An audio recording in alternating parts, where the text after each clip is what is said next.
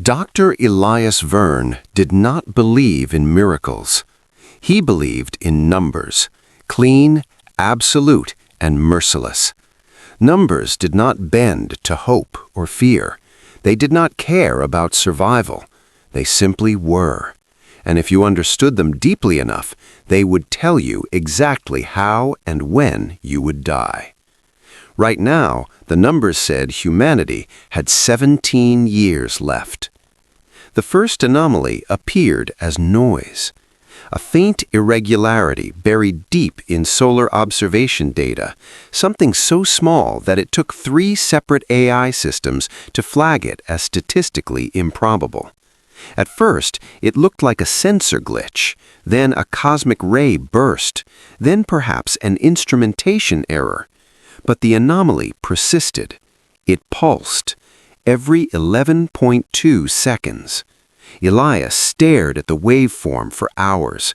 He ran Fourier transforms, cross-referenced satellite arrays, filtered out atmospheric distortion. The signal remained. A pattern. Not random, not natural, and not from Earth. "Tell me I'm wrong," he muttered. The lab's AI responded instantly. Probability of natural origin 0.0003%. Elias leaned back slowly. "Okay," he whispered, "so we're not alone." But that wasn't what scared him. The signal wasn't just repeating, it was evolving. Each pulse carried more information than the last, like a compression algorithm unfolding itself in real time. Something out there wasn't just broadcasting, it was teaching. Within weeks, the world knew. Governments denied it at first, then they controlled it, then they lost control entirely. The signal was public. Thousands of scientists joined the effort, physicists, linguists, mathematicians, cryptographers. Entire nations redirected resources to deciphering it. Elias became one of the lead analysts, not because he was the smartest, but because he noticed something others didn't. The signal wasn't a language, it was mathematics. Pure, elegant, terrifying mathematics. It began with primes, then constants, then equations, progressively more complex, building layer upon layer like a staircase to something unimaginable. "It's a curriculum," Elias explained during a global briefing. "They're not sending us a message, they're giving us a course." "A course in what?" someone asked. Elias hesitated. "Physics," he said, "but not ours." The breakthrough came in month 3. A section of the signal described a system of equations that didn't fit within known physics. It predicted interactions that should not exist, particles behaving in ways that violated established conservation laws. At first, the scientific community rejected it. Then someone tested it. A small experiment, controlled, harmless, except it wasn't. The test created a localized energy spike that briefly exceeded the theoretical limits of known matter. Instruments failed, sensors overloaded, and then, just for a fraction of a second, gravity reversed.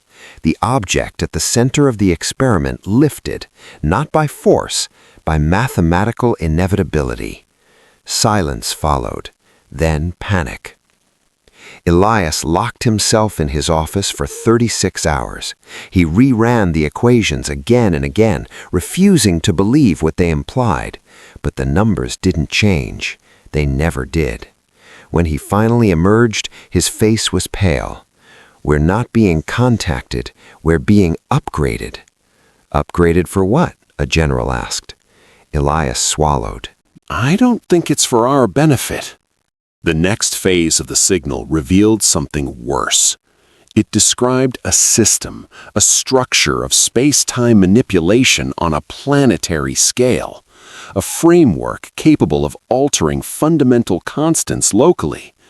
At first, it seemed impossible. Then, simulations proved otherwise. If constructed, the system would effectively rewrite the laws of physics within a defined region. Energy would behave differently, matter would reorganize, even time could shift. It was power beyond anything humanity had ever imagined. And the signal didn't just describe it, it provided instructions, step by step. The world fractured. Some believed the signal was a gift, a chance to transcend human limitations, to harness new physics and reshape reality itself. Others saw it as a trap. What if it's a test? One scientist argued. What if they want to see if we're capable? And what happens if we pass? Elias countered. No one answered. Construction began anyway. The first installation was built in the Atacama Desert, a massive array of superconducting rings, quantum processors, and energy conduits arranged according to the signal's specifications. Elias stood at the observation deck as the system powered up. "Final check?" someone asked. He nodded slowly. "Everything matches the equations." "Then we proceed." The system activated. For a moment, nothing happened. Then, reality shifted. The air shimmered, not visually but conceptually, as if space itself was uncertain of its own rules. Instruments went wild. Energy readings spiked beyond measurable limits. And then, silence. The system stabilized. It worked. At first, the changes were subtle. Small deviations in physical constants, minor anomalies in particle interactions. But then they found something impossible. Inside the field, information could travel faster than light, not by breaking relativity, but by bypassing it entirely.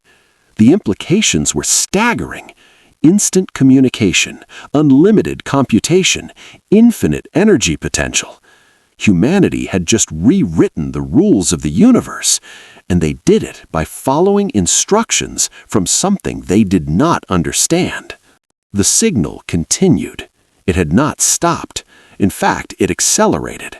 The next set of instructions was more complex, orders of magnitude beyond the first.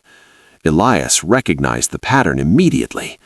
"It's iterative," he said. "Each stage builds on the last." "Meaning?" the general asked. "Meaning we're not finished."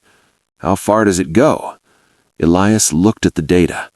Then he looked away. "I don't think it ends." The answer came from a mistake. A junior researcher ran a simulation using incomplete parameters.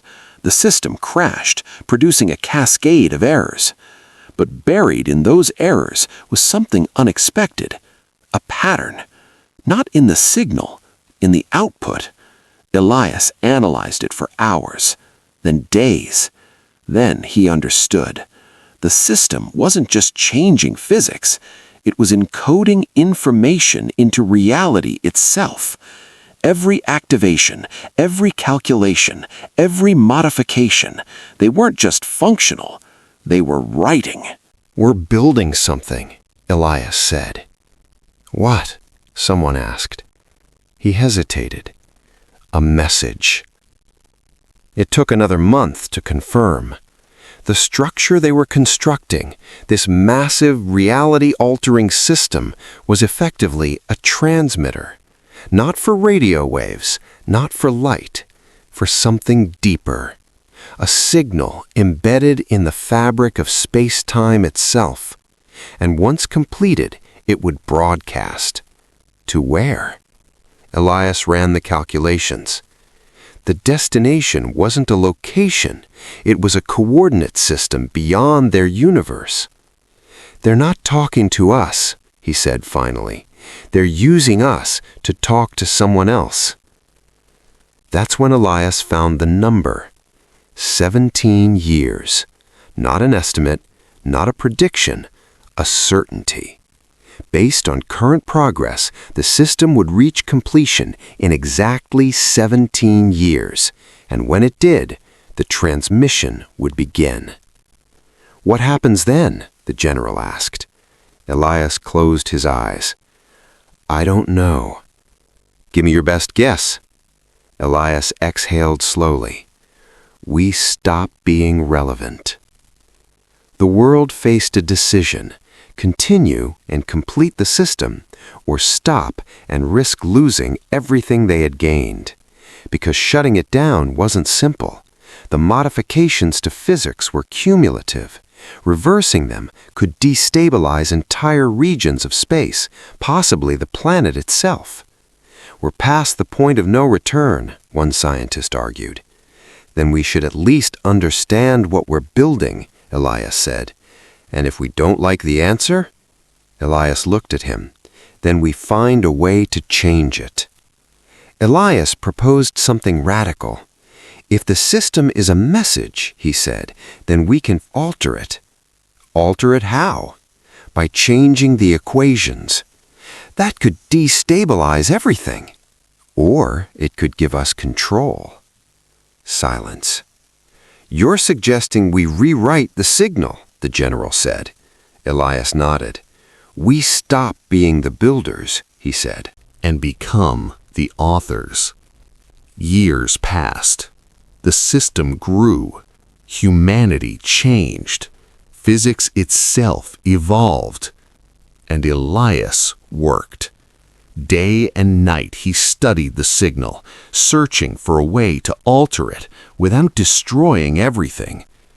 Finally, he found it. A single equation, hidden deep within the structure, a pivot point, a place where a small change could propagate through the entire system. He called it the last equation. On the day of activation, the world held its breath. The system was complete. The transmission was ready. Elias stood at the control interface. Once we do this, someone said, there's no going back. He nodded. I know. Are you sure this will work? Elias looked at the equation. No, he said, but it's the only chance we have. He entered the modification. A single change, a single line, a single act of defiance against whatever had set this in motion. Then he pressed execute. For a moment, nothing happened. Then everything did. Reality bent, space folded, time stuttered. The system activated, the transmission began, and then it stopped. The world went still. Instruments read 0. No energy, no signal, no activity. Just silence. Days passed. Nothing happened. Weeks. Still nothing. The system remained intact, but inactive. Whatever Elias had done, it worked, or it broke everything. No one knew. The answer came quietly. A new signal appeared. Not from space, from within the system. Short, simple, mathematical. Elias read it once, then again. Then he smiled. What does it say? Someone asked. He looked up. It says, he whispered, message received. No one knows what heard it. No one knows what will happen next. But for the first time since the signal began, humanity had done something new. They didn't just follow the numbers. They changed them. And somewhere, beyond everything they understood, something noticed.